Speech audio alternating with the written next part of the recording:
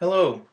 We at Neptune Mobile Devices have been getting a lot of questions about our new Argus product line, and we wanted to make this video to try and clarify to folks what it is, what it does, and why it's so important to go ahead and define and take another look at what's going on inside the military maintenance community today. So, first, let's take a look at how much military vehicle maintenance actually costs. You take a look at the average cost of an Apache helicopter, for example, is about $10 million. Now, these are pretty rough estimates because it really depends on the type of options and other things that you actually put on the helicopter or aircraft or vehicle of your choice. So we're just going to use these as kind of ballpark values, if you will. So $10 million for an Apache helicopter. Did you know that it's going to take about 10 hours of maintenance time for every 1 hour of flight time on the helicopter? So every time it's up in the air for an hour, it takes 10 hours of maintenance time. Now the Apache helicopter has actually been around for a while. It's a great sophisticated piece of equipment, but we're pretty good at maintaining the Apache helicopter. When you start looking at newer vehicles, it kind of gets exasperated a bit. You look at the V-22 Osprey, $67 million to go ahead and purchase one. It costs $11,000 to put in the air for 1 hour. The F-22 Raptor, $150 million price tag on the thing. 30 hours of maintenance for 1 hour of flight time. So we're not doing any better with the new technology. Now the B-2, that's kind of a side case here, but $2.1 billion to manufacture one of them. It'll take about 40 or 50 hours of maintenance time for every 1 hour of flight time. So let's go ahead and put this into perspective that people can understand. About 70% of the actual cost of a military vehicle over the lifetime of it is maintenance. So let's say, for example, you bought a car for $10,000 and you expected that car to last you about 5 years. If you were the military, you would spend $23,000 to keep that thing on the road for the next 5 years. So when you started off with a $10,000 car, you actually ended up paying about $33,000 for it. So why is it so expensive? Well, the initial cost of these vehicles is expensive, and for good reason. The total cost of ownership is something that we have to worry about, though. Vehicle maintenance being 70% of the entire cost of the vehicle over its lifetime is a significant value, especially when you're talking about values of $10 million. You look at that next bullet point down, $10 million helicopter will cost $33 million to maintain. That means that $10 million helicopter, by the time we're done with it, will have costed us $43 million. Well, the advanced technologies on these aircraft in general are extremely complex, and the tools really haven't kept up with the maintenance requirements on these new high-tech vehicles. You take a look at the maintenance bays now, and they don't have a lot of high-tech equipment back there. They're still using a lot of know-how and a lot of elbow grease to get this done. So a lot of people can understand this kind of a scenario. You take your car into a dealership and it arrives at the mechanic. One of the first things that the mechanic's going to do with especially our newer vehicles is he's going to pull out this little handy dandy code reader. And he's going to plug that code reader into your car. What actually happens is that code reader goes off, and within your car there's an electrical network. Kind of similar to what you have at your home network or a network of computers, wireless or otherwise. That's a bunch of components talking to each other using electrical signals, basically. And it's going to go out there and query and see what's going on. So that check engine light, it's going to give you a little more degradation in there and basically tell you, we think that there's a problem in a particular area of the car. Well, using that information, the mechanic can now go over and find out which part is wrong using that information. Go ahead, take it over the parts counter and grab a new part, put it on the car, and problem is fixed, right? Well, it works a little bit different for the military. Let's start off at the beginning. We have an Apache helicopter that comes in for maintenance. Well, you'd think that this guy'd have one of these handy dandy code readers to go ahead and take a look at it, right? Wrong. Nothing really exists like that in a handheld version today.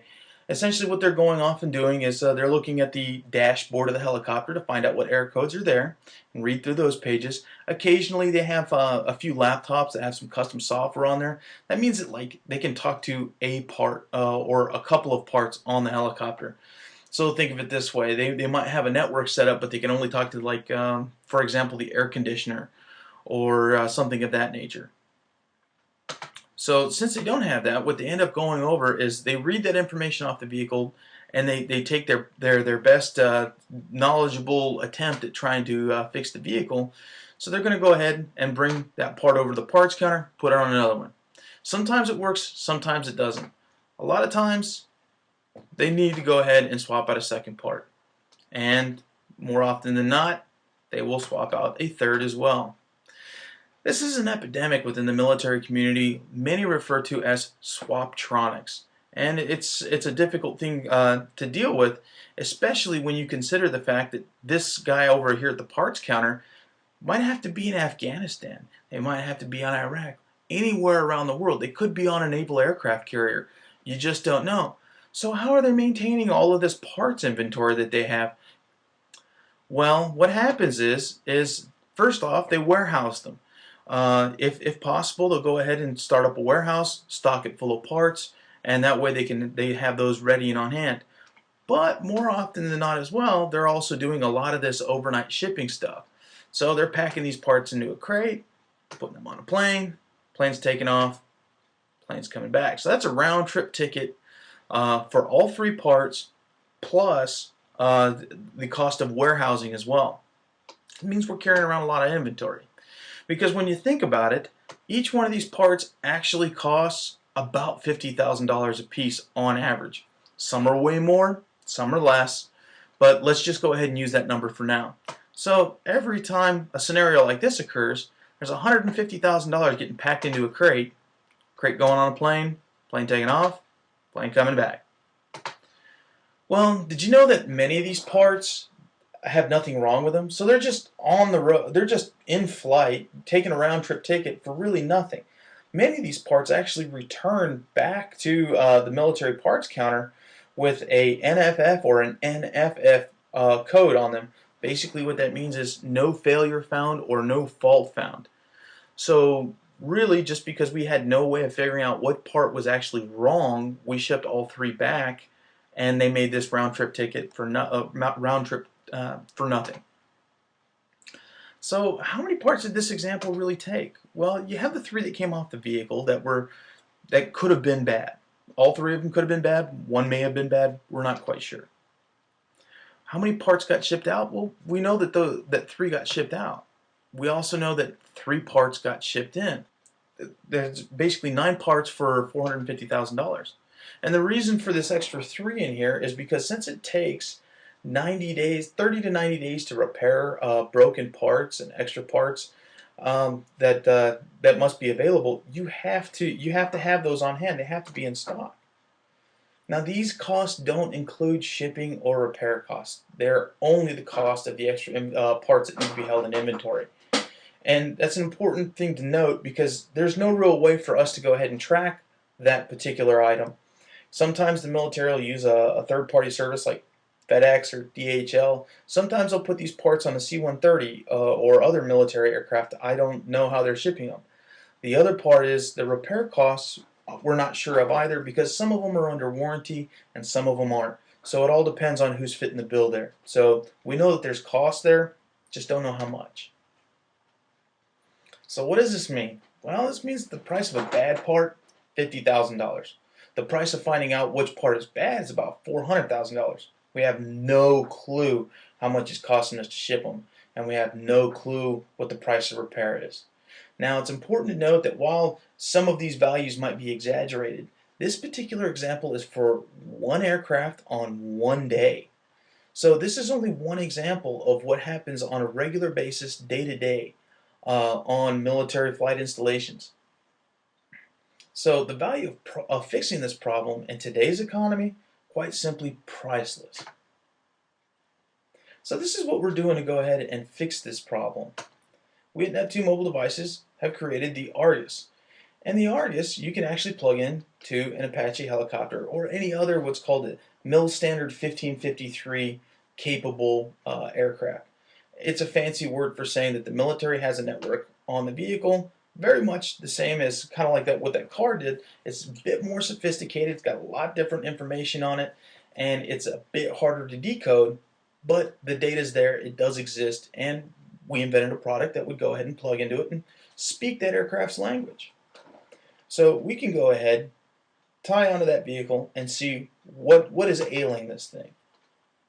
This allows the maintenance person to make educated decisions and give them a new level of dexterity to go ahead and swap and successfully swap out the correct part. Well, it's also cool to know that we're not limited to Apache helicopters. Any 1553 capable vehicle will work we will work just fine on.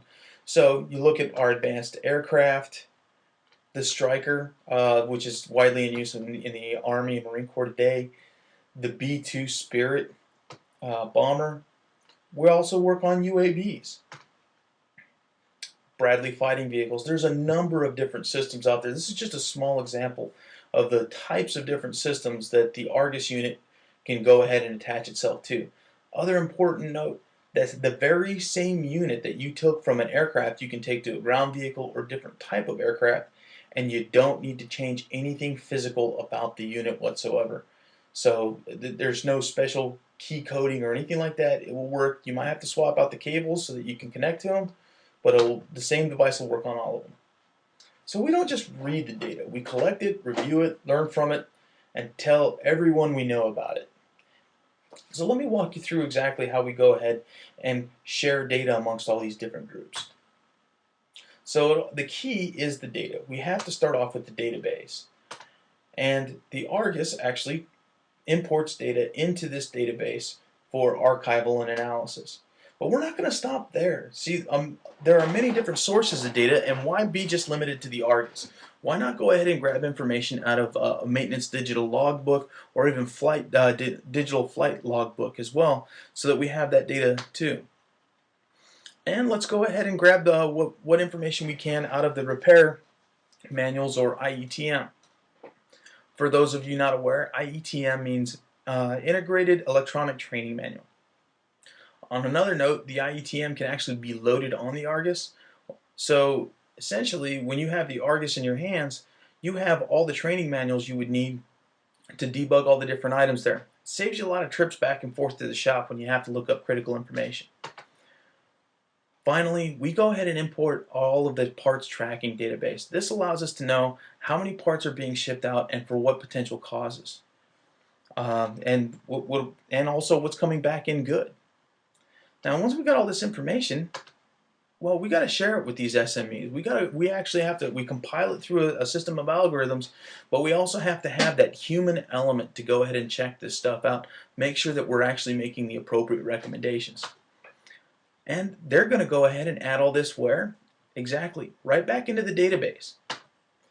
So this database, this condensed information that's been brought in from all over the place, finds itself loaded into the Argus, and we put it into the maintainer's hands. So essentially, all of this information is distilled down and put right where they need it so these folks can make the right decisions when they're in front of the aircraft. Now, the Argus is built with the maintenance person in mind.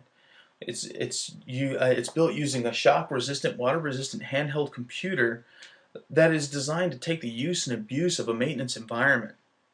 Argus, as I said before, stores the technical manuals on board and has intuitive user interface, which allows users to flip through the pages that they need to look at and immediately go to the section of the maintenance manuals that they require. Argus also allows the maintainers to make notes. It's key that these folks that are our eyes and our ears have feedback into the process and can make recommendations that can be later reviewed and put back into the system. Because once you get a number of Argus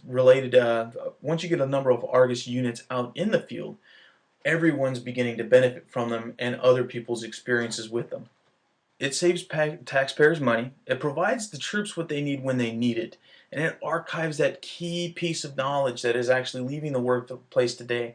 For further information on the Neptune Mobile Devices Argus Mill Standard 1553 Bus Visualizer or any of our other products, please visit www.neptunemobiledevices.com.